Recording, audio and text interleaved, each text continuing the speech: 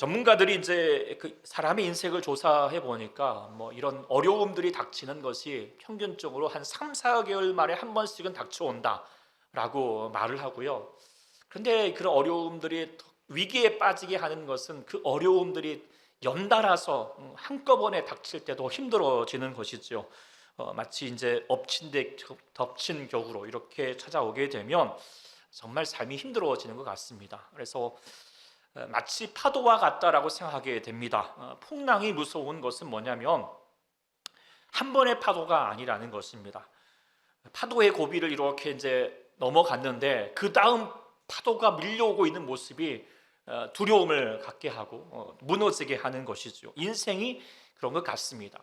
예를 들어서 우리가 건강의 어려움을 찾아오게 되면 건강의 어려움으로 끝난 것이 아니잖아요. 재정적으로도 힘들어지고 또 그것 때문에 서로 가족 간에 또 갈등도 일어나게 되고 관계의 아픔도 찾아오는 경우들이 많습니다.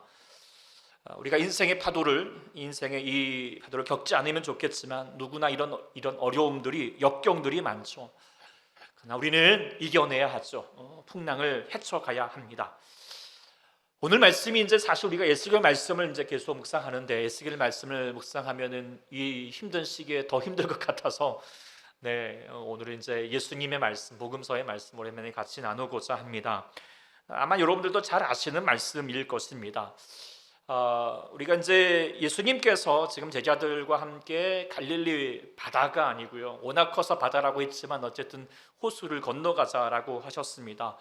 오늘 본문에는 이제 그 앞된 배경이 잘 안 나오지만 마가복음에 보면 있으면 사장에 보면은 그날 동안 이제 계속해서 낮에 많은 무리들에게 말씀을 전해주시고 병자들을 고쳐주시고 또 저녁까지 주옥 같은 말씀, 우리가 예를 들어서 마가복음에 보고 있으면 네 가지 옥토밭, 밭에 대한 비유라든지 겨자씨 같은 비유라든지 이런 말씀을 막 전해주었던 시간이 바로 이 시간이었어요.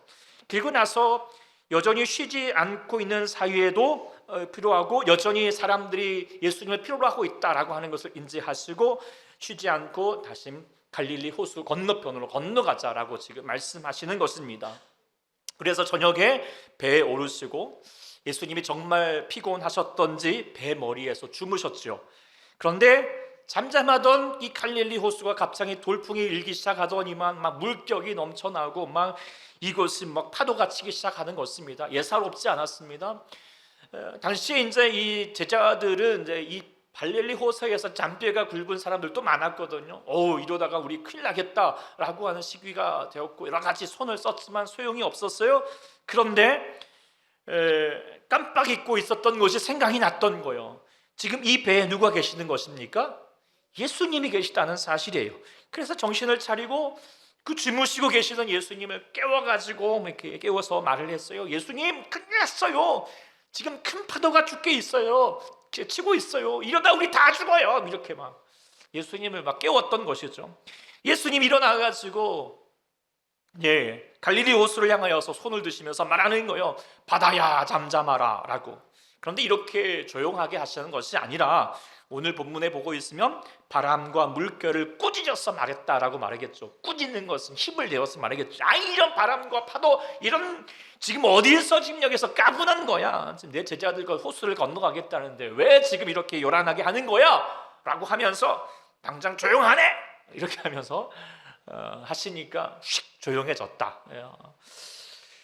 그리고 정말 이렇게 잠잠해지니까 이 광경을 보고 있는 제자들이 놀라면서 말하기를 도대체 우리 예수님이 누구시기에 이런 바람과 바다도 꼼짝 못하는 거야? 라고 놀랬다 라고 하는 내용인데요, 거기서 끝나지 않고 또 예수님은 그 제자들 향하여서 도대체 너희가 믿음이 뭐니? 믿기는 하는 거니? 라고 말하면서도 왜 이렇게 믿음이 약하니? 라고 하는 내용까지가 본문의 내용입니다. 아이들을 위해서 이렇게 좀 실감나게 전해줬습니다. 이해했죠? 연수 이해했죠? 네. 네. 그런데요, 이 이야기가 너무 우리에게 중요한 이야기라는 거예요. 왜냐하면 이 이야기를 통해서 이제 우리 바닷가 가면은 조심해라 이런 내용이 아니라 우리의 인생에도 파도가 친다는 것이죠. 죽을 것 같은, 힘들 것 같은.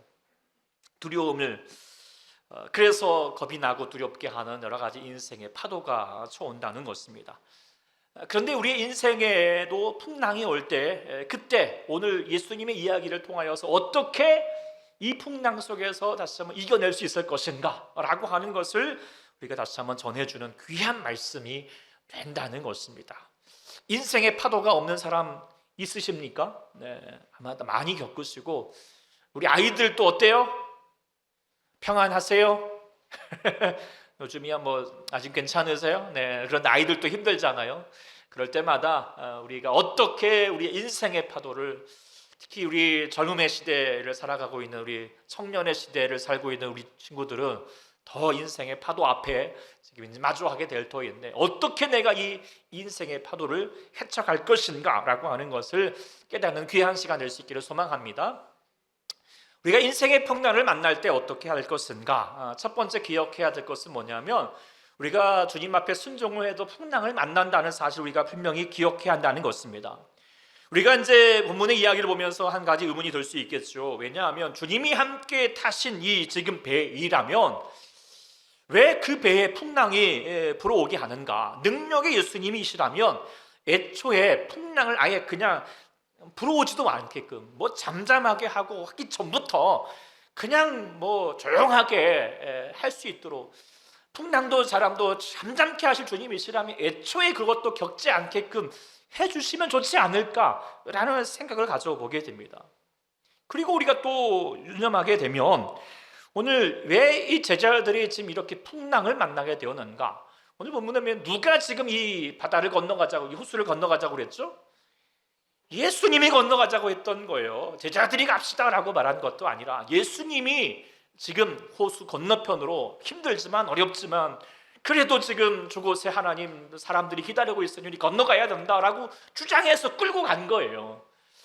그렇다면 예수님이 제자들이 만일에 순종하지 않았더라면, 아니면 뭐 아유 지금 힘든데요, 예수님도 힘드시고 저희도 지금 하루 종일 말씀 전하고 이게 하느라고 사역하느라고 힘든데요, 내일 갑시다 라고 말했으면 풍랑을 안 만날 수도 있었겠지요.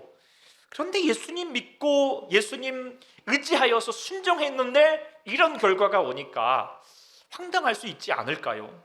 우리들도 그런 생각이 들 때가 있잖아요. 우리가 나름 예수님을 잘 믿고 최선을 신앙의 삶을 살고 우리가 주님 앞에 헌신하고 살아가는데 정말 우리 삶에 뜻하지 않은 풍랑을 겪을 때가 있어요, 없어요?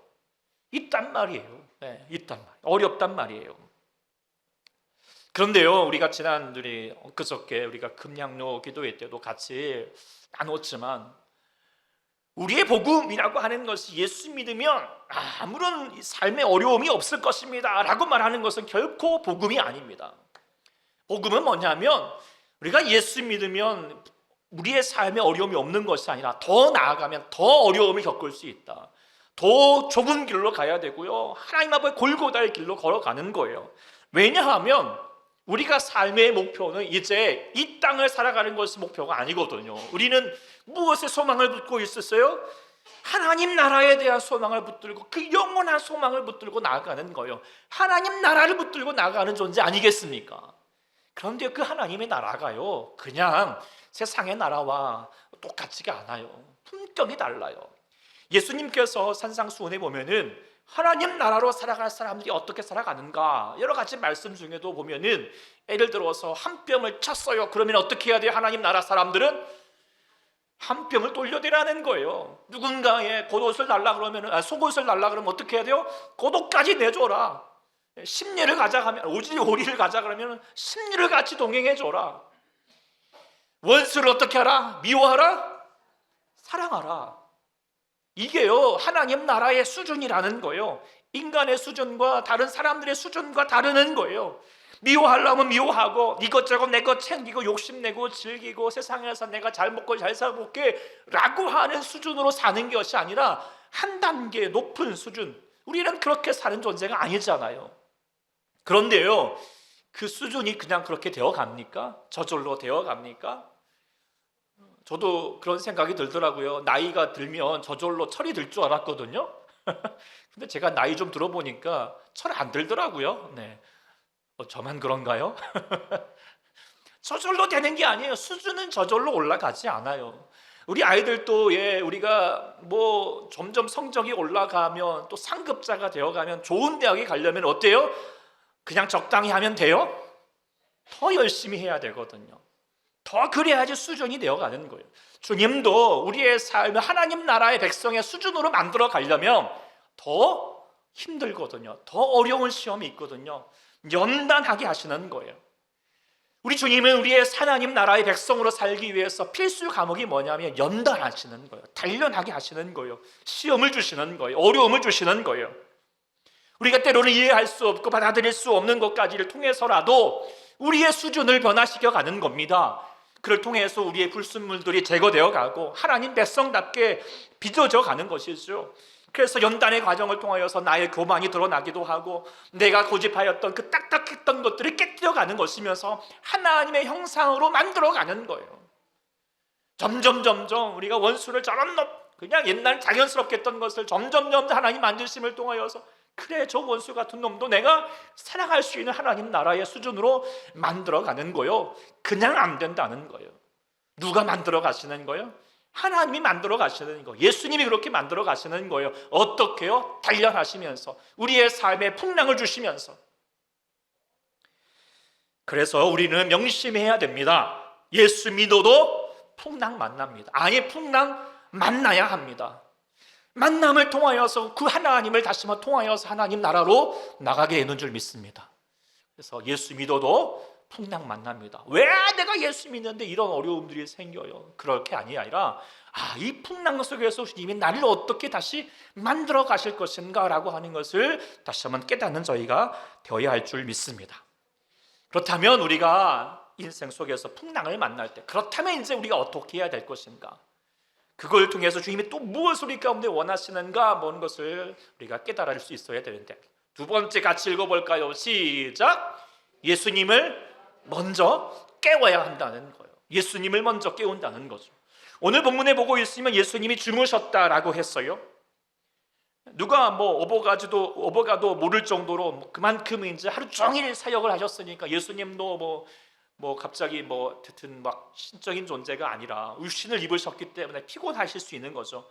그런데 여기서 이런 의미도 중요한 의미겠지만 더 중요한 것은 우리 주님께서 우리 주님께서 우리를 영접하게 되면 우리 주님은 어디에 계십니까? 우리 마음 가운데 계시잖아요. 그렇죠? 주님은 우리 안에 계시고 우리를 통하여서 우리와 함께 하신 주님이신 줄 믿습니다. 임마누엘 하십니다. 그렇죠? 그런데요, 때로는 우리가 함께 하여도 그 함께 하심을 못 누릴 수가 있어요. 지금 제자들이 그런 거예요. 앞선 지금 앞에 보면은 지금 오늘 누가복음 앞에 보면은 예수님의 식구들이 등장을 하거든요. 함께 식구가 되었는데도 불구하고 예수님을 제대로 누려요, 못 누려요? 본문 앞에 보면은 제대로 못 누려요. 예수님이 그 정말 가까우신 분인데 그 예수님이 가까이 있는 분으로서의 역사를 못 누리고 있는 거예요. 제자들도 마찬가지인 거예요. 예수님의 배 안에 계시는데도 예수님을 함께 하신 주님을 전혀 못 누리고 있고, 그래서 제자들은 딴판으로, 예수님은 평안하게 주무시고 계시는데 제자들은 난리가 난 거잖아요. 그래서 제자들은 왜 그랬습니까? 예수님보다도 자신의 상황과 자신의 처지만 바라보고 있는 거예요. 풍랑만 보고 있는 거예요. 그리고 예수님의 도움을 구하기보다도 내가 그동안 했던 것이 있지, 어붓동안 살았던 것이 있지, 내 방법이 있지, 그러면서 그 자신의 힘과 노력을, 방법을 의지하고자 했죠. 예수님을 바라보지 않았어요. 그 잊고 있었고 인정하지 않았고 또 더 나아가면 믿지 않았다는 거예요. 함께 있어도 함께 있는 게 아니죠. 존재감이 없었죠. 이거는 결국 무엇인가? 믿음의 문제라는 것입니다. 예수님께서 나중에 일어나셔서 제자들에게 하신 말씀을 우리가 묵상할 필요가 있는데, 예수님께서 하셨던 말씀이 무엇이었습니까? 너희에게 믿음이 어디 있느냐? 믿음이 어디 있느냐라고 말씀하셨죠. 제자들이 그동안 예수님께서 수많은 병자를 고치시고 귀신을 쫓아내시고 그 앞에 보면 나인성의 과부, 그 죽은 사람도 살리는 놀라우신 하나님을 봤죠. 그런데요, 자신의 문제 앞에서는 예수님의 권세와 능력을 믿지 못하는 거예요. 우리들도 마찬가지죠. 성경에 나타나 있는 많은 기적의 역사를 우리가 믿으시지요. 아멘 하시지요. 그러면서 우리가 또 주위에 많은 기적의 간증을 들으면서 이야, 기적의 아멘 하게 되는데요. 그런데 오늘 나의 삶에 다가오실 역사하실 그 하나님은 때로는 우리가 인정하지 않아요. 하나님의 능력을 함부로 판단하고요, 제안합니다. 아유, 뭐 이런 것까지 되겠어? 내가 이런 것까지 기도 뭐 굳이 해야 되나? 이런 생각을 가질 때가 많아요. 그러면서 우리는 주님을 주무시도록 하는 거예요. 문 밖에 세워놓는 것이죠.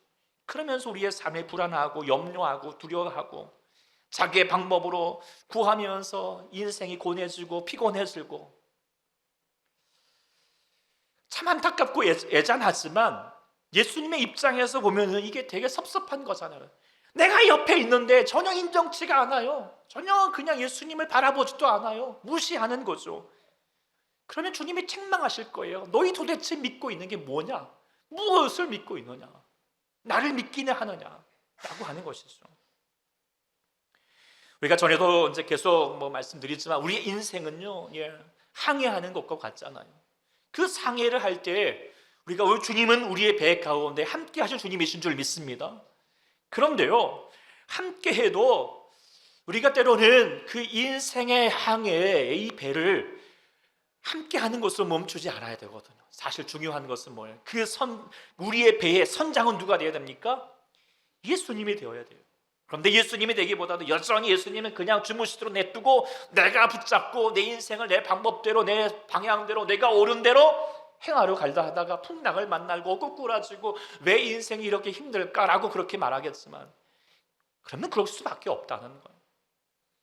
우리는 우리의 인생의 이 선장, 이 배의 키를 누구한테 드려야 됩니까? 예수님께 드려야 돼요. 예수님이 앞서가시는 거예요. 그래서 예수님께서 우리 가운데 주님 아버지 앞에 나아가서 우리가 주무시는 그 주님을 깨워야 할 줄 믿습니다. 그런데 어떻게 깨워야 될까요? 오늘 제자들이 말했죠. 깨워서 말하되 주여 주여 우리가 죽겠나이다 라고 말했어요. 뭐 하는 거예요? 주님 붙들고 기도하는 거죠. 말씀과 예배로 나가는 거예요. 부르짖는 거예요. 제자들처럼 주님 우리가 죽겠나이다. 우리가 힘듭니다. 아픕니다. 어렵습니다. 속상합니다. 어떻게 해야 될지 모르겠습니다. 그게 주님을 깨우는 거예요. 죽일 지경 다 되어가지고 아유 다 해보고 내가 마음대로 안 되고 그냥 안 되다가 힘들다가 정말 죽을 지경 되어서 깨는 그런 미련한 모습이 되는 것이 아니라 늘상 주님 앞에 깨우십시오. 나아가십시오. 붙드십시오. 기도하십시오. 주님의 도우심을 구하십시오. 그러면 주님께서 알려주실 것입니다. 방법을 알려주실 것입니다. 감당할 수 있는 힘을 공급해 주실 것입니다. 그래도 우리가 어찌할 수 없는 일에 대해서 주님께서 또한 역사하실 것입니다. 바람과 파도를 잠잠하게 하시고, 그리고 또 그 다음엔 계속해서 우리의 노를 저어서 예수님이 말씀하시는 대로 인도하시는 대로 나아가면 되는 것이죠. 이것이 우리가 삶을 살아가는 지혜인 줄 믿습니다. 이것이 우리의 믿음의 능력이라는 것입니다. 복입니다. 그렇죠? 사랑하는 여러분들도 인생의 여러분의 배에 선장이 되고 계십니까? 주님 말씀하시는 대로 나가고 계십니까? 주님이 지금 깨어 계시는 것 같습니까? 주무시는 것 같습니까? 깨우십시오. 주님을 바라보시고 의지하시고 주님 내가 어떻게 할까요? 무엇을 해야 될까요? 지금 내가 주님 어떤 방법대로 내가 저 사람에게 나가야 될까요? 항상 깨우십시오. 물으십시오. 그래서 주님을 함께 의지하여서 이 험한 인생의 풍랑을 이길 수 있기를 소망합니다. 아멘. 세 번째 같이 읽어볼까요? 시작. 풍랑에서도 믿음으로 잠잠하라는 거예요.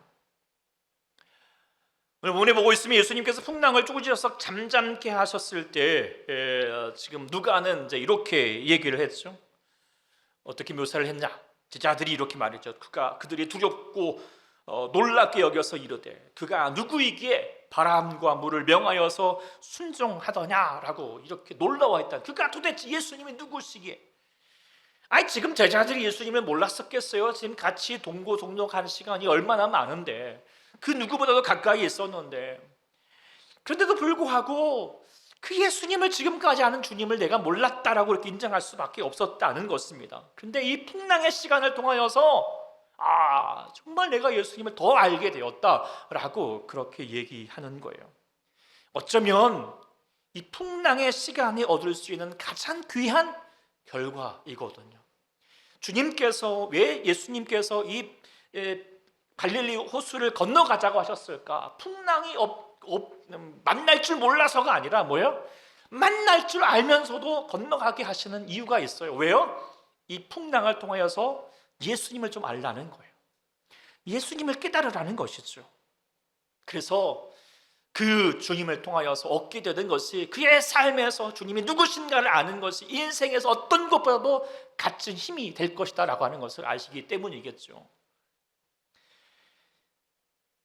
예수님께서 이제 이 풍랑의 사건을 통하여서 예수님에 대해서 새롭게 깨달을 수 있는 것이 무엇이었을까? 첫 번째는 뭐냐면 예수님은 능력의 예수님이라는 거겠죠. 예수님이 같이 이렇게 배를, 우리 사람의 몸을 입으시고 같이 육신으로 거하셨다고 그래서 모습은 같지만 우리의 수준이 다르신 분이거든요. 물론 그 안에서 좋은 말씀 전하시고 인간의 약한 부분도 고치시는 것도 있겠지만, 그보다도 오늘 이 시간을 통하여서 천지 만물을 주관하시고 바람과 바다도까지 꾸짖어서 그를 하나님 복종하게 하시는 예수님, 바로 능력의 하나님, 바로 모든 것을 지으신 전지전능하신 하나님이라는 사실을 깨닫게 된 거죠. 우리 하나님은 능력이 많으신 분이다. 주님 앞에서는 불가능한 것이 없다. 할렐루야. 이 믿음을 갖게 하는 거. 그래서 내게 능력 주시는 자 안에서 우리는 어떻게 고백할 수 있습니까? I can do everything. 나는 모든 것을 할 수 있습니다. 할렐루야. 이것이 풍랑을 통하여서 얻을 수 있는 의미죠. 주님이 계시면 나는 할 수 있습니다. 아멘. 두 번째, 이 시간을 통하여서 얻게 되는 것이 무엇일까요? 신실하심입니다. 예수님께서 제자들 향하여서 호수 건너편에 가자 하셨어요. 순종했죠. 그런데 뭘 만났어요? 풍랑을 만났어요. 안 될 것 같은 거예요. 그런데 안 될 것 같은 것이 아니라는 거예요. 그 안 될 수밖에 없는 모든 역경도 예수님이 하자 하시면 어떻게 해요? 이루어 가신다는 거예요. 역사하신다는 거예요. 폭풍우가 아무리 그 앞길을 막아낸다 할지라도 주님은 그 폭풍우를 끌고 길을 내셔서 주의 약속을 이루시는 신실하신 주님이신 줄 믿습니다. 그래서 주님이 하신다면 어떨까요? 하십니다. 주의 약속은요, 사람의 약속과 다르잖아요. 그래서 주님이 약속하시면 믿으십시오. 반드시 행하실 줄 믿습니다. 그 신실하신 주님을 믿게 하는 것입니다. 세 번째, 우리 주님은 어떤 분이셨습니까? 평안의 주님이셨습니다. 풍랑 가운데서도 제자들의 뇌리에 가장 생생하게 각인되었던 것이 무엇이었을까요? 이 풍랑 속에서 막 죽음의 파도가 막 이렇게 있고 거기에 사투해야 되고 막 어려워야 되고 어쩔 줄 모를 수밖에 없었는데도 불구하고 예수님은 어떻게 하셨어요? 주무셨어요. 태평하게. 어떻게 그럴 수가 있냐예요. 근데 왜 그럴까요? 주님은요, 그 어떤 조건과 환경에 흔들리지 않고 그 존재 그대로 행하시는 주님이시라는 것을 우리가 볼 수 있게 되는 것이죠. 그래서 우리 주님에게도 이 하나님의 은혜를, 그 능력을 우리 가운데 전하시죠. 그래서 우리에게 나가시고 두렵고 떨리고 있을 때 주님이 널 보시고 우리에게 바라보시고 뭐라고 말씀하실까요? 평안할지어다. 평안할지어다. 아무리 없어서 평안하라고 말하는 게 아니에요. 무슨 일이 있을지라도, 환난을 당할지라도 너 담대하여라. 평안할지어다. 흔들리지 마라. 이 예수님의 이 모습을 보게 되면서 이전에 가졌던 제자들의 모습과 이제 예수님을 향하였던 모습과 달라질 수밖에 없겠죠. 우리 주님은 정말 능력이시지, 신실하시지, 평안하시지. 그래서 그 풍랑을 가지고 이제는 더 이상 흔들리지 않게 되었을까요? 흔들렸을까요? 흔들려요. 보고 있으면요, 제자들이 다음에 또 호수를 건너가거든요. 또 어때요? 두려워해요? 안 두려워해요? 두려워해요. 왜요? 사람은 그래요. 한 번 해갖고 돼요? 안 돼요. 네. 우리가 예수님이 연단하려면 어떻게 해야 돼요? 계속 하는 거예요. 계속 반복하는 거예요. 그러면서 다시 깨닫게 하는 거예요. 다시 깨닫게 하는 거예요. 우리도 마찬가지잖아요. 우리도 시험에 늘 항상 다시 넘어지시죠. 그러나 주님은 또 다시 시험 주실 거예요. 언제까지? 이루실 때까지, 해결할 때까지, 변화될 때까지, 그 예수 믿을 때까지라는 거예요. 그리고 나서 이제 나중에는 나중에 이제 경험하다 보면은 제자들이 나중에는 이렇게 찬송하게 됐을 것 같아요. 373장 고요한 바다를 건너갈 때는 야, 순풍 주셔서 감사하다. 그런데요, 2절 말씀이 귀하잖아요. 큰 물결 일어나서 쉬지 못하고 막 이거 막 할 때도 어떻게 해요? 나중에는 이 풍랑으로 인하여서 더 빨리 하시니 감사합니다. 네, 할렐루야. 두려워하지 않아요. 놀라지 않아요. 걱정하지 않아요. 왜요? 이 풍랑 속에서 하나님께서 이루실 것을 믿고 있기 때문이죠. 이게 하나님 나라의 수준으로 만들어 가신 하나님의 역사인 줄 믿습니다. 사랑하는 여러분들도 마찬가지겠죠. 삶은 여러 가지 어려움들, 힘든 것들, 정말 내가 어찌할지 모를까 정말 두렵기도 하고, 왜 주님이 나한테 이렇게 안 되는 것일까 원망하기도 하겠지만, 그러나 우리가 다시 한번 풍랑 속에서 주님을 바라보게 되면 우리는 풍랑도 어떻게 해요? 감사합니다 라고 하게 될 줄 믿습니다. 그래서 우리가 믿는 인생은요, 풍랑이 만나지 않은 인생이 복된 인생이 아니라 내 삶의 순풍단듯 우유자적하게 살아가는 인생, 물론 그렇게 주님이 주시는 시간들도 있죠. 감사하죠. 참 좋은 일이죠. 그런데요, 그것만이 꼭 좋은 것이 아니라 때로는 우리 가운데 우리의 삶의 항해에도 풍랑이 닥칠 때가 있겠죠. 그러나 사랑하는 여러분들은 그때도요, 바람 불어도 괜찮아요. 그렇죠? 괜찮아요 라고 그렇게 말할 수 있는 자가 될 수 있기를 소망합니다. 그게 믿음의 사람이고요, 그런 사람을 통하여서 역사하십니다. 하나님 나라를 이루어 가셨던 거예요.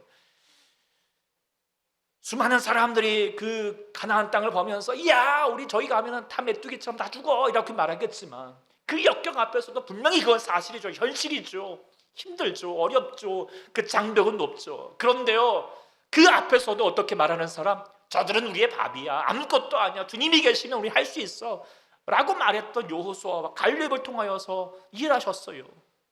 저 골리앗 앞에서 벌벌 떨고 있는 사람이 아니라, 작을지라도 아무것도 못할 것 같지라도 나는 여호와 그 이름을 붙들고 네가 욕하고 있는 그 하나님의 이름을 붙들고 내가 나간다. 너는 반드시 여기서 꺾일 것이다. 전쟁을 하나님께 속한 거야 라고 말했던 다윗을 통하여서 일하셨어요. 베드로도요, 그냥 풍랑 안에서 그냥 조용히 가만히 있어가지고 제자들처럼 아유 뭐 어떻게 되는지 난 굿이나도 그냥 떠지나 보자 라고 하는 것이 아니라, 베드로처럼 뭐 해요? 아유 주님 나도 한번 해볼게요. 도전해보는 거예요. 물론 넘어지죠. 그래도 어떻게 해요? 나가보는 거예요. 부딪혀보는 거예요. 그를 통하여서 베드로를 더 귀하게 사용하신 줄 주님이신 줄 믿습니다. 믿음은 용기입니다. 부딪혀보는 것입니다. 평안한 길을 찾는 것이 아니라 험하고 고생길이라도 과감히 부딪혀서 싸워보는 것이죠. 그런데 그때 필요한 것은 뭐냐면요, 집중력이에요. 집중력이에요. 무엇에 집중하는 것이죠? 우리의 시선을 집중해야 됩니다. 오직 누구만 바라봐야 돼요? 주님만 바라봐야 돼요. 이게 쉽지가 않아요. 왜요? 주위의 파도와 바람과 파도가 넘실내거든요. 당장 그게 먼저 보이거든요. 당장 내 마음을 휘둘러 가거든요. 다리가 풀릴 수밖에 없어요. 그런데 더 그럴지라도 집중해야 된다는 거예요. 오직 주님만 바라보면서. 그럴 때 새 힘을 얻게 됩니다. 새 힘 얻으리 언제요? 주를 바랄 때, 주를 바랄 때 힘을 얻는 것이죠. 오늘 본문 이제 요절 말씀은 따로 잡았죠. 시편 62편 5절인데요. 같이 함께 읽어봅시다. 시작. 나의 영혼아 잠잠히 하나님만 바라라. 물은 나의 소망이 그로부터 나오. 오늘 요절도 안 했네요. 네. 가끔 안 하면 좋죠. 이번 주 말씀은 그래도 외울 수 있겠죠. 나의 영혼아 잠잠히 하나님만 바라라. 근데 사실 이 말씀이 그 3절부터 좀 보면 더 좋습니다. 넘어지는 담과 흔들리는 울타리같이 사람들이 죽이려고 나를 공격하고, 그리고 막 사람들이 막 앞에서는 막 축복이라고 하면서도 뒤에서는 저주로다. 사실 우리의 삶에 힘들게 하고 어렵게 하고 막 삶을 우리의 속을 뒤집어 놓는 것은요, 뭐 여러 가지 물론 재정적인 어려움들, 건강의 어려움들 뭐 있지만 사실 뭐 때문에 우리 마음의 속이 뒤집어집니까? 사람들의 말일 때가 많거든요. 사람들에게 상처받고요, 어려움을 당하고 그럴 때마다 우리의 마음이 뭐야? 파도가 일렁이는 거예요. 참지 못하지 않지 않습니까? 그런 사람이 없으십니까? 여러분에게는 있잖아요. 뒤집어 놓죠. 앞에서 막 얘기하는데 뒤에 가가 뒤통수 치고 있으면 어떻게 저렇게 사람이 그럴 수가 있어? 막 부글부글 끓어오르고 그냥 나도 그냥 뒤통수를 그냥 더 세게 콱 쳐주고 싶고 막 그런 마음이 들어요, 안 들어요? 들어요. 근데 그럴 때마다 오늘 시편 기자는 말했어요. 그때 어디를 봐야 돼요? 그 사람 보지. 먼저는 나의 영혼아, 그 사람을 향하여서 원망하지 말고요, 자신을 향하여서 다시 보라보라는 거예요. 이때 어제 누구를 바라보자? 잠잠히 하나님 바라보자. 내가 더 흔들리겠지만 잠잠히 더 하나님을 바라보자. 그러면 오직 그만이 나의 반석이시고 요새이시고 노새이시니, 같이 읽어볼까요? 시작. 내가 흔들리지 아니하리로다. 다시 한번 시작. 내가 흔들리지 아니하리로다. 할렐루야. 이것이 우리가 주님을 믿는 자로서 폭풍 앞에서 다시 한번 서게 되는 귀한 축복의 역사인 줄 믿습니다. 사랑하는 소의 성도 여러분들도 인생의 수많은 풍랑을 만나게 됩니다. 지금도 그런 풍랑 가운데 계시는 분도 있을 거라고 생각합니다. 지난 한 주간도 날씨도 힘들고 경제적인 상황도 힘들고 교회도 만만치 않고 신앙의 삶을 산다는 여러 가지 삶에 사는 것에도 여러 가지 시험과 도전과 유혹이 많죠. 어려움도 역경도 많죠. 그러나 우리는 흔들리지 않았으면 좋겠습니다. 폭풍이 분명히 있겠지만 이때 잠잠할 수 있는 자가 될 수 있기를 소망합니다.